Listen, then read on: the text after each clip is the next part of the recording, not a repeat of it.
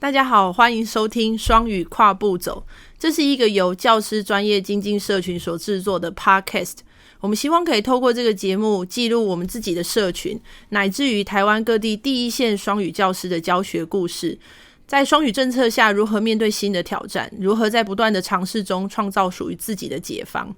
我们不追求所谓的标准跟完美，而是聊聊我们自己在教学现场的挣扎跟突破，希望能给其他面临相同处境的老师一个可以带回去自己教学现场的工具和方法。Hi, I'm Ann. Hi, I'm Howard. 好，我们今天呢要来回答另外一个问题，这也是大家做双语教学的时候最容易一开始就会听到老师们的询问，就是老师我自己英文都不好了，那我要怎么做双语教学呢？真的超难的啊！好，所以这个问题，我们自己也有遇到啦。然后，那我当时候是其实我已经有一点忘记，我5年前在做双语一开始的时候的那个感觉是什么。直到我因为我这学期有带一个实习老师，好，然后这个实习老师我们当时候我们也很雄心壮志，希望说既然都来我们学校实习了，那我们就来试试做双语吧，这样。结果呢，他被逼疯了吗？结果就是。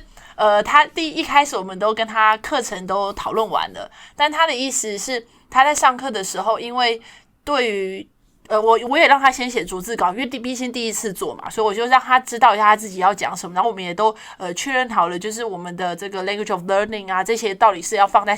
什么样的字这样。但是他跟我说，他上课的时候，因为会在做中英文转换的时候会卡住，然后他就会慌了，那慌了之后他就会有一点不知道下面要怎么下去这样子。所以就是我也就是因为他的例子，我就回想到我5年前的一开始上双语课的时候也是这样的感觉，就是我背了好多东西，可是我在现场讲的时候会突然不晓得我现在到底是这句是讲中文呢还是这句讲英文呢，或者是我已经设定好的句子我竟然讲不出来，然后我就会开始不知所措这样子。然后说实在我现在也还是这样子啊老师。好，所以后来我就是跟他讨论说我觉得可能对他来说就是控班是一个新的挑战，那就是在教学内容上面的这个语言的认知的负荷对他来说也太大，所以就是我后来讨论的结果就是其实我们要先分析一下自己的情况。那当然什么情况啊？什么样的情况？譬如说你可以记得的字句子有多少。好，就是所以即便我们有一个理想的状态，但实际上在现实在执行的时候总是有因为不熟练的关系，所以你可能会有很多话对你来说都是一个新的东西。好像我们可能因为有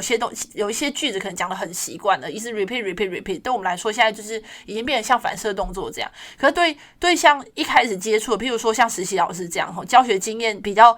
缺乏的，比较不足的，那他一开始要进入这个双语教学的场域的时候，其实对他来说这些句子就是会增加他的负荷，增加他的认知的负荷。所以后来我是跟他分析一下，就是他自己的优势是什么，那学生当天发生的情况是什么，那我们再来做大大的删减，就是做哪些地方到底可以融入英文，那我们要量力而为，包含自己的量力而为跟包含对学生的量力而为。那我们最后讨论出来的结果就是他只讲其中的5句话。好，这5句其实也包含了 raise your hand这种，好，或者是 class leader， 或者是再叫这个leader， 好 come to the front， 然后来拿一些用具这样。好，这5句包含课式用语。好，因为他这次的上课是要上的主题是跟乐器有关的，所以我有跟他建议说，就是像 instrument 相关的这些乐器的名称啊，或是 instrument 这个字，它其实都可以当做你可以融入的部分，所以就是包含这些专有名词，最多就是讲5句，然后那5句都打在 PowerPoint 上面。哦，原来是这样。所以简单来说就是我就是先挑我真的记得住的英文先开始嘛，对，然后慢慢念自然就会记起来了。对，就是因为他可以教的课堂比较少嘛，不像我们可能一堂课可以轮回个十几次，因为我有14个班，所以我就可以轮回个14遍这样。可是因为他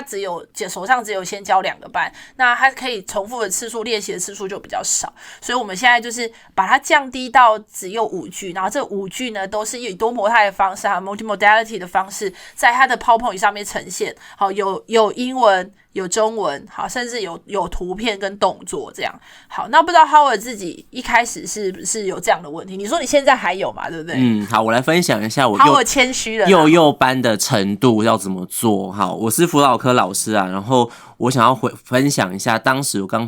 刚在做的时候，那时候也很幸运，就是我在开始做之前的8月份，就是参加了那个师大团队的海外计划。只是那时候因为疫情关系，所以我们就是后来在线上在完成。那个时候我们是在参加的是澳洲的计划，所以就是分享了很多澳洲的一些课程。那其中有一个概念我觉得很重要，它叫做成长型思维，叫 growth mindset。那我觉得这个概念对我来说蛮重要，尤其在一开始的时候。growth mindset 在讲就是我们人是可以学习跟成长的，然后我们面对挑战或者困难的时候，其实是可以用更正面的态度去看待，它是让我们可以继续成长跟学习的一个方式这样。所以我也觉得我用这个方式在跟孩子跟学生在上课的时候，尤其他们7年级刚进来，所以对他们来说是第一次接触双语课，而我也是，所以我就会在课堂上直接跟孩子去分享说就是这个 growth mindset 的概念是让我们可以一起来面对跟一起来成长，怎么去处理双语教学这件事情。所以在一开始的时候，我就很谦虚的也很坦白的跟学生说，老师的英文也很弱哈，那你也很弱，我们都很弱，但我们也可以一起努力，然后我们可以一起学习，互相鼓励，互相支持，大概是这个概念啦。所以某个程度说难听一点，就是我自己把我的门槛放低很多，然后让自己一开始不要觉得那么紧张，那么担心。那对，所以刚刚会说，虽然就是到现在可能还是会有时候还是会遇上说，讲到一半不知道怎么接下去，有时候真的会卡住。我觉得就算我们平常老师上课讲中文也会卡住了哈，你知道年纪大就是会这样子，但是加上英文，我觉得有时候真的是难度又再增加一些。那我自己目前的状况也就是就是放过自己啦，某个程度上是这样，在心态上的部分。对，其实我觉得会卡住就正常啦。其实就是有时候那个卡住也不是语言的问题啊，就是你脑袋就是暂时可能转不过去，也是有可能。所以就像Howard说的，我觉得就是我们可以有一个很理想的状态，但我们是可以一步一步去达成。那我觉得我们对学生会搭音架哈，会有 scaffolding。那我觉得老师自己也是，就是你也可以给你自己一步一步再往前哈，然后不用一开始就要达到一个非常理想的状态这样子。那其实我后来在这个备课的时候，其实我发现有一些资源是可以善用的，可以去弥补老师觉得他自己英文不够好的这个情况。好，譬如说我当时候会把一些关键字输入在 YouTube 里面去搜寻，那你会发现 YouTube 真的是像一个宝库一样，可以找到非常非常多各式各样的教学影片，连那种很基本很小的事情都有人在做教学跟解释。那其实你就可以从它的这个字幕啊，或者是它的内容啊，去可以发现它是怎么样解释一个概念的。那其实现在 AI 工具也是很方便，你甚至可以把 YouTube 的这个字幕整个 download 下来之后，你再用 AI， 像譬如说 ChatGPT 或其他的，你可以把它的这个整个字幕的指导语可以修改得更简单，更适合理解。那而且 ChatGPT 还有朗读功能嘛，所以其实你可以让它朗读完之后，你可以跟着它复诵。好，那因为我们的团队另外伙伴他有在做补救教学英文的部分，那他也有提到说，其实 Core English 的网站里面也有类似可以帮助大家做口说的练习的一个功能。那另外就是我们之前读书会的时候，其实有就是共同共读了一些书。那这些书其实都是譬如说像国教署啊、师大啊，或者是北教大或者是成大，他们其实都有出版一些双语相关的这个教学的工具书。好，譬如说如果导师们是一开始，那他其实就可以从课时用语开始。那如果你现在其实对评量这件事情是有一些困扰的，你不知道怎么样设计好，其实他们后来也有出评量嘛，我记得。好，你们是不是有参与这个团队的计划？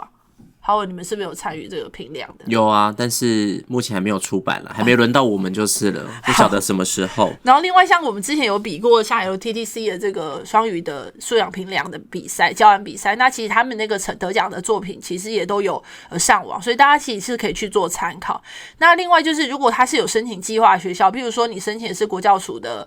这个部领计划部分领域的双语教学计划，或者是这个像我们桃园啊，或者是台北，他们县市自己有自己的计划，其实他们通常都有就是给教师增能的这些费用。那这些费用其实就可以让大家可以去做这英语口说上面相关的一些增能，然后我觉得这是非常好的资源，好可以应用这样。那像我们学校自己我们会有外师的给老师们的口说增能课程这样，那有分不同的等级，那大家是可以都是自己选择要参加什么，或者是全部都参加。那这个我觉得就是这个经费上面给老师们一个很大的帮助这样子。好，你在学校就可以自己做这样子的口说增能，而且你也可以在口说增能课程里面找到你的伙伴这样。那再来就是我觉得老师们可以建立自己的课室英文资料库。那之前我在跟浩尔讨论这个问题的时候，浩尔好像意思是说他没有做太系统性的这一些，他就是靠他的脑袋记起来，是这样吧？差不多。我先讲一下，我觉得主要是因为我的辅导课我自己不太习惯让每堂课都讲得很像，所以有些时候大部分的活动啦或指令我就觉得好像会依照课程主题在变动。所以像我自己的话，我觉得最刚开始做的就是真的就只是在开头跟结尾的那种起立、礼正、敬礼这种打招呼的用语。然后第二个的部分，对，然后第二个可能就会真的就是那种 raise your hand 这种指令是动作上的指令，大概就这两部分是我最开始工作的，就是刚开始融入的时候最先规划的语言了。那我自己是因为我们会有蛮多是重复的内容，所以我后来会分析我自己在课堂上，我用中文授课的时候，我比较常讲的一些话。那这些话我就先把它转换成英文。那其实也可以我当时是有找英文老师，然后外师啊，或者是后来有共备的中师的英文老师帮我协助，让它可以变成更适合我的学生的理解的方式来说。那其实现在因为我现在也常常跟 AI 共备，所以就是 AI 其实也可以协助修正这些句子变成是适合双语课堂的模式。那我们就借此多练多讲，然后让自己变成习惯成自然。所以你现在就会发现，当你习惯成自然之后，你的认知负荷就会降低很多。那你其实就可以再往前一步，好，就是你看有没有想要再增加的部分，这样子。没错没错。我想要补充的是，真的是像我自己的经验，就是也除了老师需要一点时间，就是习惯之外，其实学生也是需要时间的啊。所以我就记得，光是我7年级那时候刚开始的时候，光是这个一开始的打招呼，其实我们大概就练了2-3个月吧。对，学生才开始慢慢去习惯这件事情。但是我们也可以看到学生的进步，就是我到了学期末的时候，他们甚至不需要我打开简报，他们就一样可以完成这些动作。所以其实就是不管对老师对学生来说，就是需要一点时间慢慢去适应跟接受的。所以我觉得就是大家不用压力太大，不用一开始就想说我要做到什么%多少啊都有这个英文，然后大家都讲得非常顺。我觉得他就是有点像老师，就是 you are the role model of the student 嘛，就是其实你在进步，他其实都看得见。那其实我有些导师也会跟我回馈小孩子写的小记内容，就是他们其实可以看到老师在做语文转换上面的用心跟努力，那他们是有看见的，他们是有看见，那个就变成是你们彼此一起互相学习跟我们所谓的教学相长的部分这样子。好，那这就是我们今天的内容，还要补充的吗？目前没有想到，不然就下集再见咯。好，拜拜，拜拜。好，以上就是我们今天的节目，谢谢大家的收听，欢迎大家订阅、分享，给我们5星好评哦。如果有任何问题，也可以留言给我们哦。拜拜，拜拜。